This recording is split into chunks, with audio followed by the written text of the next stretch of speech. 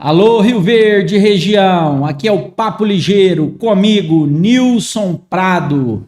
E hoje eu tenho a grande satisfação de receber ela, a doutora Ana Paula Barbosa, que é advogada, sócia do escritório Barbosa e Andrade, diretora jurídica da ACIRV e produtora rural. Doutora, boa noite.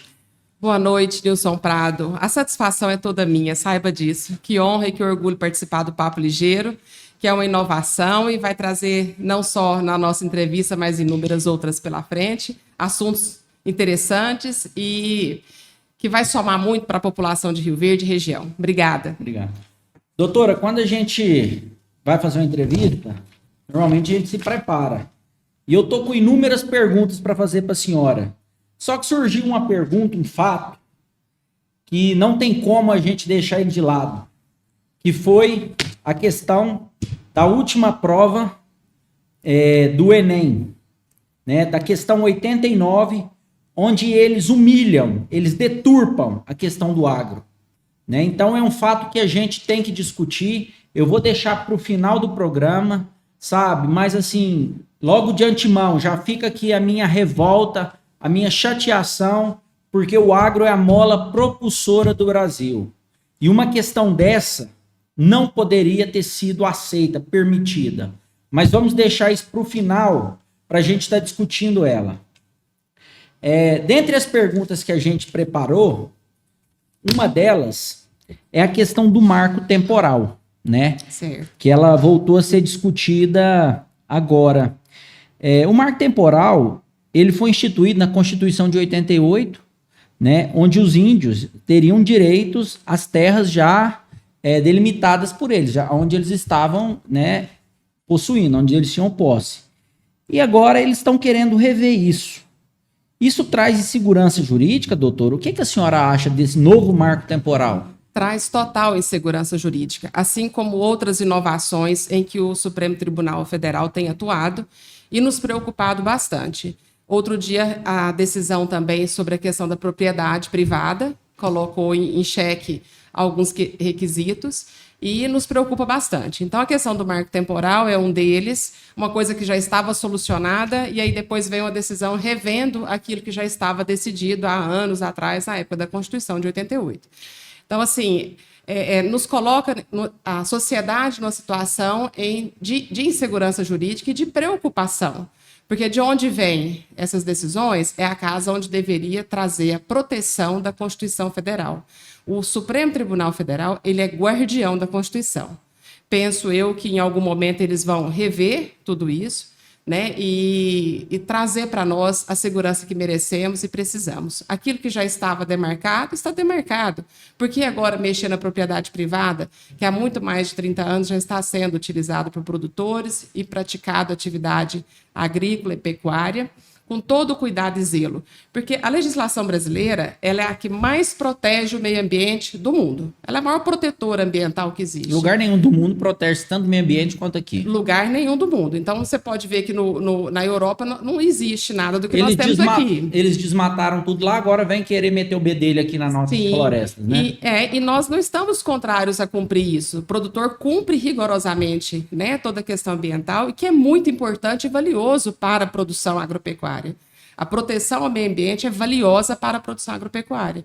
Isso precisa ficar claro para toda a sociedade. O produtor não é vilão, o produtor não é inimigo do meio ambiente, muito pelo contrário. Ele é que zela, ele é que mantém, ele cuida e ele gasta dinheiro com isso. É um investimento.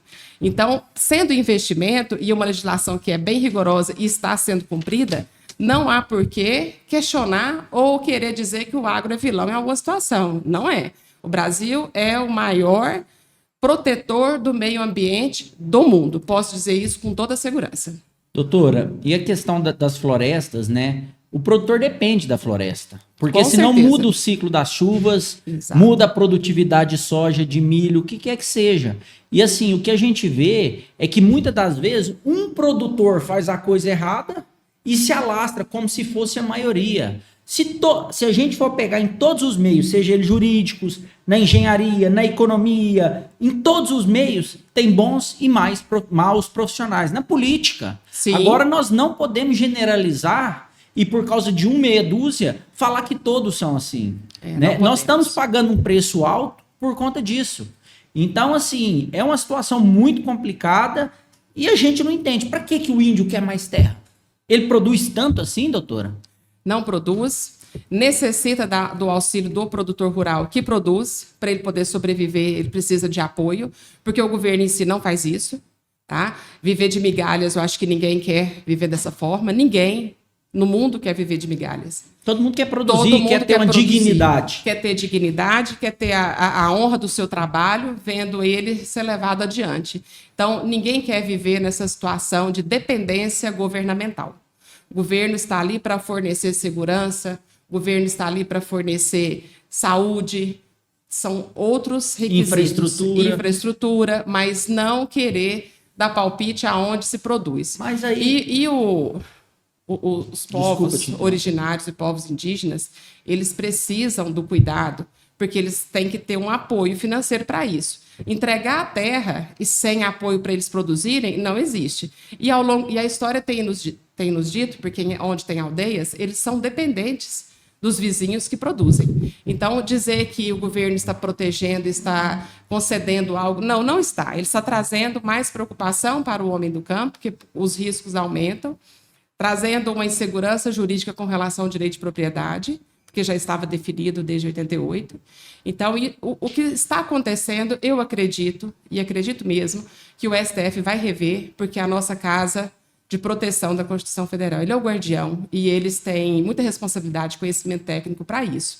Se algo saiu errado outro dia atrás, eu tenho certeza que pode ser revisto e reconsiderado e alinhado conforme as necessidades e o que realmente o povo brasileiro precisa. Precisa trabalhar e produzir, e não ficar dependente do Estado. Na verdade, doutora, quando nós criamos o Papo Ligeiro foi criado, já tem 6 meses que a gente vem desenvolvendo isso. Por quê? Porque a gente quer ouvir diversos setores da sociedade, diversas pessoas pensantes, pessoas de direita, pessoas de esquerda, pessoas de centro, você entendeu? A gente não tem um público específico, a gente não tem uma ideologia. Eu tenho o meu ponto de vista, mas o Papo Ligeiro não tem.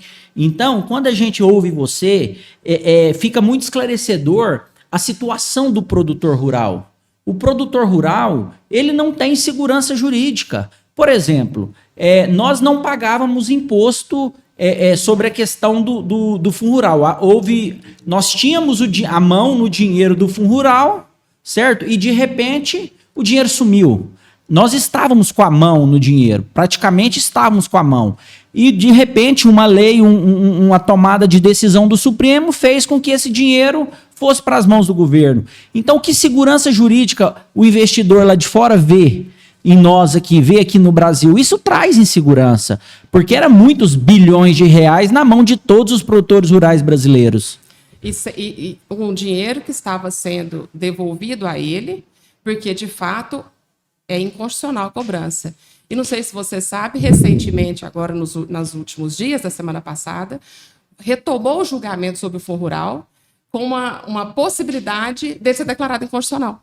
Assim como foi retroagido, que foi retroagido. Já foi retroagido, sendo que agora nós já temos inúmeros processos que o valor que estava depositado em juízo já foi devolvido à União, saiu do depósito judicial do processo, que estava ali para uma segurança, tanto da União quanto do produtor que estava questionando, né? E aí foi devolvido, e agora surge uma nova possibilidade, uma nova chance. Então, quando eu falo que o Supremo, ele às vezes julga no momento uma situação e depois ele revê, ele de fato sempre está primando pela proteção da Constituição Federal. E agora, mais uma vez, é um exemplo disso. Então, quando a gente fala do marco temporal, né, é uma situação que foi julgada e que pode ser revista, assim como aconteceu com o Fundo Rural.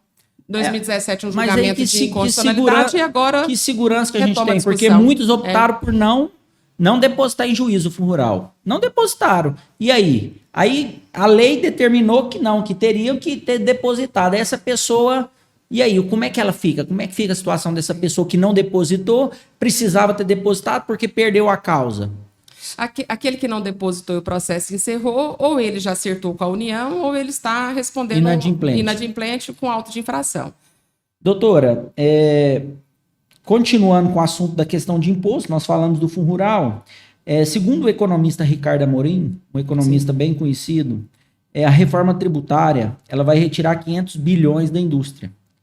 E ela vai repassar desses 500 bilhões, em vez do governo fazer uma reforma administrativa e enxugar a máquina do governo, em vez de nós termos aviões da FAB levando ministros em finais de jogos do São Paulo, Flamengo, sei lá, não, o governo está gastando mais e vai transferir o imposto da indústria para o setor de serviço e para o agro. Aí você junta essa parte desse imposto do agro, segundo o Ricardo Amorim, 20 bi vai vir para o agro, mais a taxa do agro que foi aprovada no final do ano passado. O agro goiano, não vou dizer nem brasileiro, comporta isso? Aguenta mais esse tranco? Não aguenta mais peso, não tem como suportar mais tanta taxação, contribuição, fundo, seja lá o nome que atribuem às questões para onerar ainda mais a produção rural. E não está onerando só o produtor, né? A reforma tributária ela vem trazendo uma carga para todos. Igual você disse, o correto é o governo fazer uma reforma administrativa. Se ele faz primeiro uma reforma administrativa, que ele chama para o colo dele a responsabilidade de gastar menos, ele já conseguiria, às vezes, conciliar tudo que está faltando para ele cobrir caixa, se é que está faltando algo. É o que a gente faz em casa. É o que o empresário faz, é o que a gente faz em casa, a gente corta a despesa. Eu ouvi uma fala do Jorge Gerdau que ele falou o seguinte, despesa é igual unha, você tem que cortar sempre. Toda semana. Toda semana. Toda semana. Então, assim, a gente está vendo um governo que gasta muito, tem 40 ministérios, e pelo que a gente está vendo, a reforma tributária ela vai facilitar a vida das empresas, porque o emaranhado de legislações hoje é muito grande, mas em termos de carga tributária não vai. E quem vai penar com isso é o pobre. A reforma tributária ela vai pesar ainda mais para o bolso do produtor, do prestador de serviço, da indústria, de todos os setores. E vai cair no colo do consumidor. Engana-se aquele que acha que não vai vir para o arroz e para o feijão, porque vai. Subiu o óleo diesel, quem transporta é o caminhão que é movido a óleo. Não tem conversa que vai vir para a conta de todos nós, né? E, por outro lado, o governo não está pensando em nenhum momento em tratar da reforma administrativa. Cortar a unha e a despesa do governo, que está muito alta, muito pesada, isso não está acontecendo. Então, essa carga pesa muito. Aprova-se a reforma tributária contrariando prefeitos, porque os municípios também vão perder arrecadação com isso. O Caiado é um que tem se demonstrado extremamente insatisfeito, falando que vai ter que pedir, me desculpe a expressão, pinico para o governo federal, porque se o cara for oposição e o governo federal não vou destinar verba para você. E aí, como é que o cara governa sem dinheiro? Exatamente. E nisso cria-se uma dependência ao governo federal, que é uma coisa que deveria mudar, porque os estados têm condições de trabalhar. O Paulo Guedes, ex-ministro do Bolsonaro, sempre falou uma coisa: mais Brasil, menos Brasília. O governo Lula é mais Brasília e menos Brasil. Nós estamos na contramão do mundo, doutor. Infelizmente. Mas foi a decisão popular, a gente respeita, né?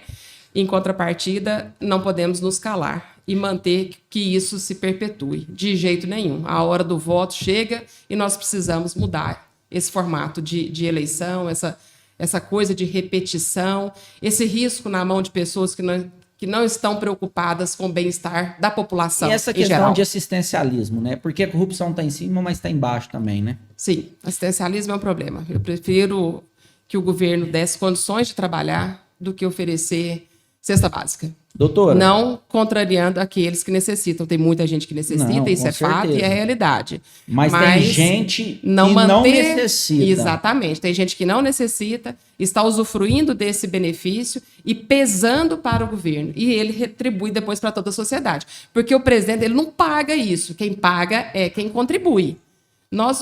O governo não faz nada a não ser com dinheiro do imposto. O povo tem um tal de o governo me deu isso. O governo não deu nada. O governo não deu nada. Quem deu foi a sociedade. O governo é um repassador de dinheiro. Exatamente. E muito mal repassador. Muito mal repassador, muito mal administrado, que poderia ter muito mais benefícios. Quando nós temos um administrador eficiente, nós podemos citar o nosso prefeito de Rio Verde, Dr. Paulo do Vale, eficientíssimo na gestão dele, nós temos medo do que vem no futuro, porque a gente não quer trocar um bom gestor por alguém que não tem o preparo e o conhecimento que ele tem. Nós queremos um igual a ele. Inclusive, eu quero aproveitar esse gancho e chamar o Dr. Paulo Vale para vir participar conosco aqui no Papo Ligeiro. Seria uma honra receber o senhor aqui.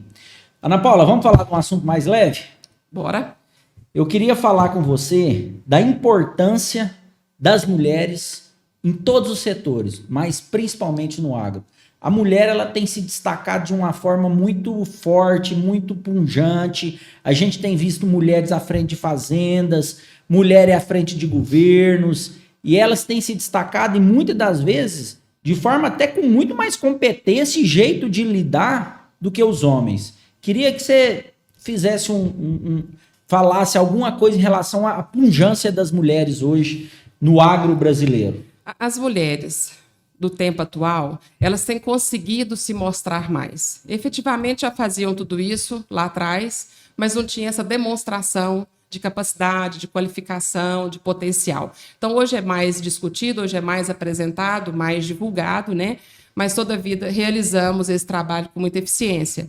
Lá na geração da minha mãe, fazia-se uma escolha, né? Ela era uma profissional, mas decidiu dedicar à família. E muitas fazem esse trabalho. E que é valiosíssimo. Se nós temos pessoas hoje fortes, porque essas mães fizeram isso.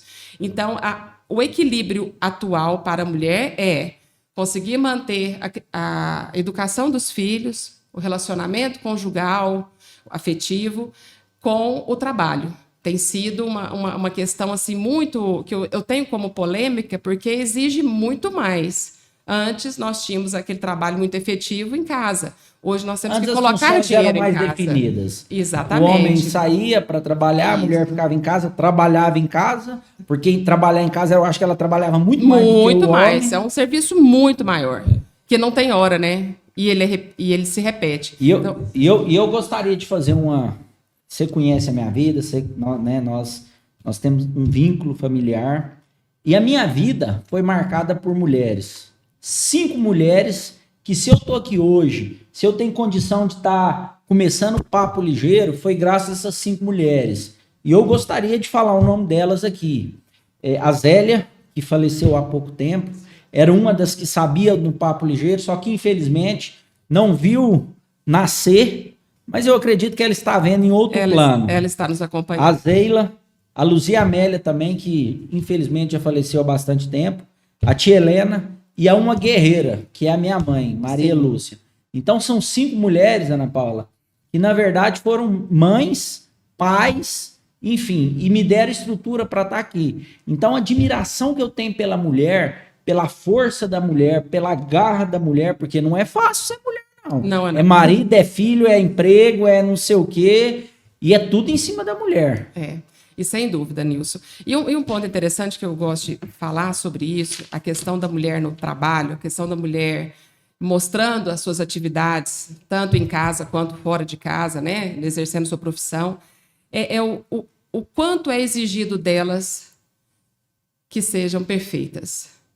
Não existe nem homem perfeito e nem mulher perfeita. Todos nós falhamos em algum ponto ou outro e a gente levanta no outro dia para corrigir e para fazer dar certo, né? Então, e uma outra coisa que eu sempre falo é o vitimismo. Eu tenho uma preocupação muito grande com a mulher que se coloca, quando ela é apertada, ela se coloca, mas eu sou mãe, eu tenho marido, eu tenho que cuidar disso. Não. Você está no local de trabalho, você é profissional, então, nesse momento, você cumpre esse papel. Não misture a atividade do lar com a atividade profissional. Separe isso. Aquele cansaço, não posso hoje, estou cansada, preciso resolver coisas em casa? Vai resolver as coisas de casa. Tem essa possibilidade? Todas as pessoas têm. Seja homem, seja mulher, seja homem, seja mulher. Né? E os homens conseguem administrar isso bem e não se passam por vítimas. E a mulher precisa adotar esse sistema. Em casa, eu sou a dona de casa, a mãe dos meus filhos, a esposa do meu marido. No meu local de trabalho, eu sou profissional. Doutor Alexandre, que é um excelente profissional e também um dos próximos convidados nossos ao Papo Ligeiro. E um grande companheiro, viu? Que me permite fazer e realizar tudo aquilo que eu almejo. Uma pessoa séria, muito positiva. Ana Paula, uma vez você me falou uma coisa e eu nunca esqueci. Existe o Brasil e existe Rio Verde. Exato. Explique isso para nós. Explico. Essa fala é, inclusive, de um grande amigo, uma pessoa muito especial para mim, para minha família, Dr. Nathan Blanche, que é sócio da Tendências Consultoria e que presta um serviço a nível nacional e mundial de levantamento de dados, de estatística. Ele é da onde? Ele é de Goiânia, né? Mas nascido em Israel. E um profissional da área de economia muito especializado, muito técnico. E ele sempre faz um levantamento sobre Rio Verde, tem um carinho muito especial pela cidade, tem investimentos aqui. E ele sempre fala, minha filha, existe o Brasil, que tem a economia brasileira, que tem as coisas que acontecem no Brasil, e nós temos Rio Verde, que é uma cidade que tem economia própria, que tem vida separada do restante do país, porque ela anda a passo ligeiro, ela é rápida, igual nós estamos Passo aqui ligeiro, ao no papo Papo ligeiro. Ligeiro com o Nilson Prado. Aí. Rio Verde tem passo ligeiro na economia, ela cresce, ela vai, independente do que está acontecendo no restante do país. Não importa a política, não importa, nós vamos crescer. Rio Verde é uma cidade que É fora da curva. é fora da curva. Só Por precisa isso que ter essa- um prefeito pé quente igual o Paulo do Vale. Exatamente. O Precisamos que repetir. vier, independente de quem vier, De quem vier, tem precisa- que entrar com a visão de que Rio Verde é uma cidade diferenciada e precisa de um prefeito diferenciado. do prefeito diferenciado. Então, esse meu amigo fala isso, ele fala com propriedade e conhecimento técnico. Rio Verde é fora da curva, ela está acima, ela vai independente de qualquer E situação. uma coisa que eu, até na última entrevista, eu tive com o Leandro da Rio Fair, e a gente sempre fala da questão de emprego. Rio Verde não falta emprego, doutor. Você passa nos outdoor, contrata, você conversa com o empresário, com o outro, sabe? É uma cidade que você vê gente desempregada, vê, mas será que essas pessoas que estão desempregadas vão tocar na ferida mesmo? Será que tá todo mundo querendo trabalhar? Então, uma coisa interessante que a gente precisa falar sobre isso. Há 10 anos eu acompanho a Associação Comercial, há 20 praticamente, que participo das diretorias, né? Em alguma situação ou outra estou por ali, gosto de contribuir. E sempre a gente tratou da dificuldade na qualificação. Hoje, Rio Verde não passa por essa situação mais. Falta de qualificação, ou falta de escola, ou falta de escola técnica, falta de universidade. Na não zona falta. rural, o ônibus busca dentro de Busca. casa. Então, hoje nós temos como qualificar. O Sindicato Rural qualifica através do Senar, né? O Senai, o Senat, o Sesc. Nós temos várias Própria situações. prefeitura E tem aulas de violino, piano. a prefeitura oferece curso de inglês, de espanhol. Gente, não falta nada. E a Falta é univer- vontade. Eu acredito nisso, falta Nós vontade. temos que tocar na ferida, porque é muito bonito falar assim, tantos milhões de desempregados. Mas será que esses tantos milhões de desempregados, será que todos estão querendo trabalhar? E eu preciso trazer um dado importante ainda mais sobre Rio Verde. Toca aí. UniRV, a nossa universidade. Me formei lá em 1996 e eu tenho um orgulho enorme de falar da universidade de hoje, do que nós estamos vivenciando em Rio Verde, no estado de Goiás todo, porque ela está em todas as regiões.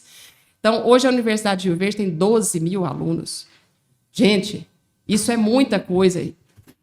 Envolve muitas pessoas, muitas famílias Curso e de leva medicina, um hospital universitário. que hospital vai tá- universitário saindo aqui para atender a região toda, não só Rio Verde, o materno infantil que inaugurou recente, a residência médica acontecendo aqui. Ó, pessoal, eu abri uma Coca-Cola.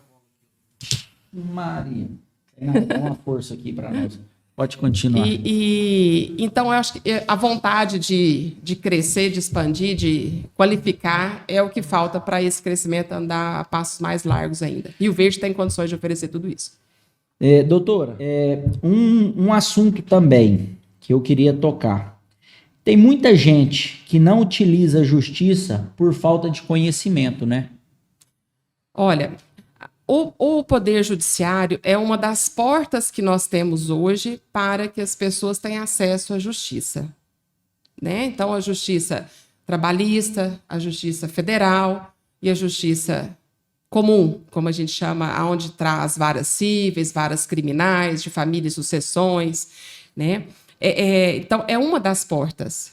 Nós temos outras portas para que a pessoa busque a justiça. Em se tratando de relações de direito privado, partes maiores e capazes e direitos disponíveis, elas podem buscar mediação, elas podem buscar arbitragem. Mas acaba que as pessoas ainda não têm um conhecimento. Assim, tem muita gente que acaba, vamos dizer assim, deixando o seu direito de fazer justiça, não fazer aquele direito ser exercido. Não. Sim, não acontece. Principalmente com as pessoas mais humildes, que não têm tanto acesso e tal. Olha só que interessante essa informação que você está passando. É uma pergunta boa e é bom para a gente explicar. As universidades onde tem um curso de direito, tem núcleos de prática jurídica, que tem advogados à disposição dessas pessoas que têm necessidade e que não têm a condição financeira para custear um advogado e as custas do próprio processo. As universidades oferecem o núcleo de prática jurídica e tem vários advogados à disposição da sociedade para esse Rio Verde atendimento. Não tem defensoria pública. Rio Verde não tem defensoria pública. Já não está na hora de ter? Sim, com certeza. Porque é uma forma de fazer com que fazer também. Fazer justiça para a população. Mas as universidades atendem muito bem, viu? São advogados muito bem qualificados e o atendimento é muito diferenciado lá. Muito bom. Doutora, agora eu acho que nós temos que tocar no assunto que, infelizmente, é uma realidade no Brasil. A prova do Enem. A prova do Enem. Trouxe um texto aqui, mas eu resumi, né, eu sublinhei. O que acontece? A questão 89, né, quem quiser conferir, vai no Google, prova do Enem, questão 89, eu vou resumir o que está escrito aqui. No Cerrado, ou seja, nós aqui, o conhecimento local está sendo mais subordinado à lógica do agronegócio. O modelo capitalista subordina, ou seja, trata homens e mulheres à lógica do mercado. Assim, as águas, as sementes, os minerais, as terras, bens comuns tornam-se propriedade privada. Agora essa é doída. A pragatização, não sei nem se existe essa palavra. Não existe. Pragatização, ou seja, está transformando os seres humanos em pragas, em pessoas que jogam defensivo nelas, enfim, dos seres humanos e não humanos. Aí tem a resposta aqui. Os elementos descritos no texto a respeito da territorialização da produção demonstram que há cerco aos camponeses. Eu entendo cerco aos camponeses como se fosse uma escravidão de camponeses. Desprezo ao salariado. Despreza o funcionário, despreza as pessoas que ali trabalham. Desrespeito aos governantes, comprometendo a criação de empregos para o lavrador. Doutora, que país que é esse? É o poste mijando o cachorro. Olha, Nilson, eu vou resumir aqui, não só essa questão, mas foram outras duas na primeira etapa do Enem, e ontem teve mais alguma outra envolvendo o agro, sugerindo que o agro é pernicioso, é maldoso, é o vilão de tudo, e não avalia nem por um segundo quanto que ele gera de empregos e quanto que ele segura o Brasil. É a mola propulsora do Brasil. Então, para uma afirmativa errada, eu não consigo achar uma resposta correta. Doutora, você acha que quem bolou essa questão já viu um pé de soja? Eu penso que às vezes que acha que o leite vem da caixinha. Eu também acho. Infelizmente, eu chego nessa conclusão.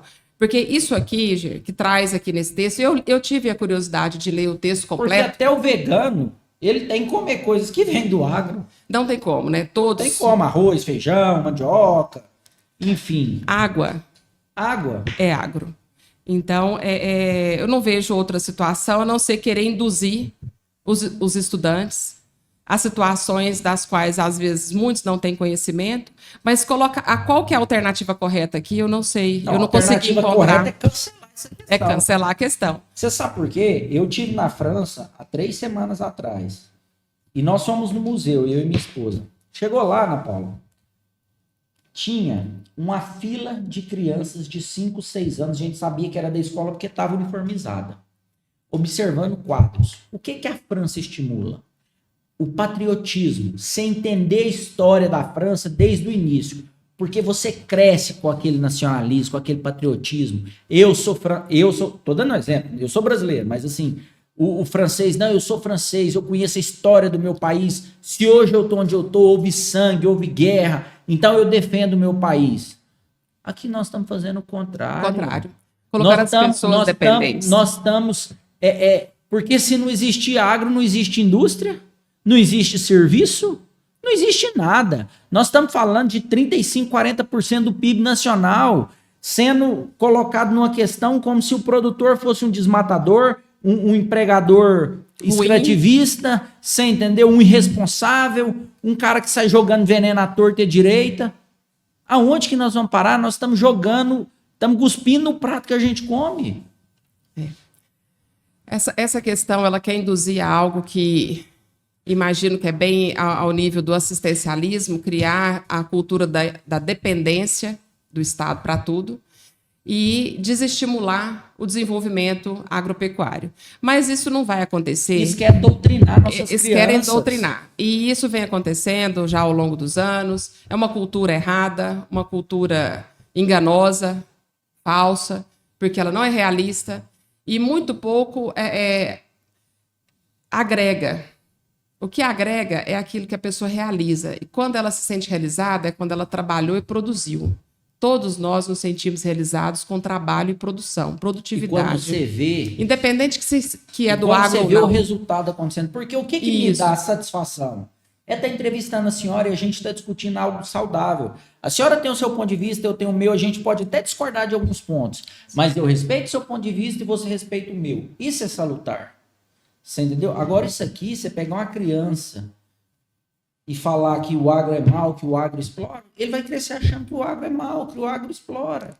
E, infelizmente, isso aqui, a gente já viu o presidente da FPA, né, Frente Parlamentar da Agricultura, algumas instituições se movimentando para anular essa questão, mas isso aqui realmente deixa a gente triste, deixa a gente magoado, porque, poxa, é o sustento nosso, é o que vem...